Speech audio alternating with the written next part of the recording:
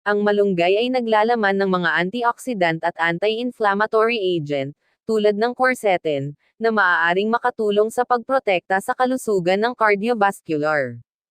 Maaaring makatulong ang quercetin na maiwasan ang pagbuo ng lipid at pamamaga, na parehong maaaring mag-ambag sa sakit sa puso.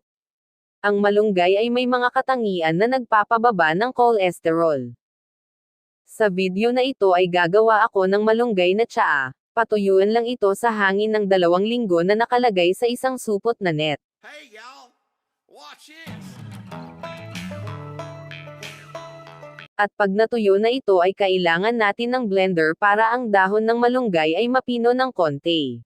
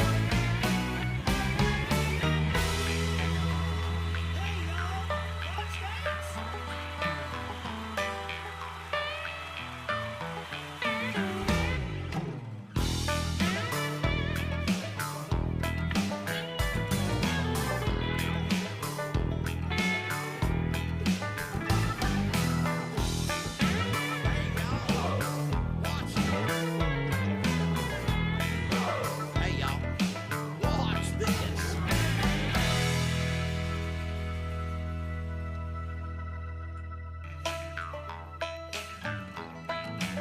Ilagay natin ang nadurog na dahon ng malunggay sa isang plastic container.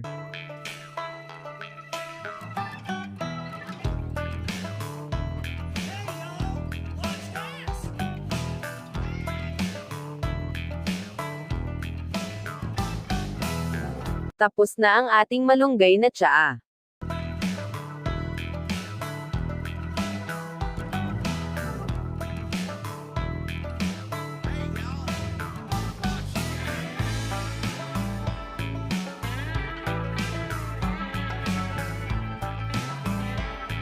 Ang malunggay tea ay may magandang anti-aging ingredients, kaya araw-araw tayong uminom ng malunggay na tsaa.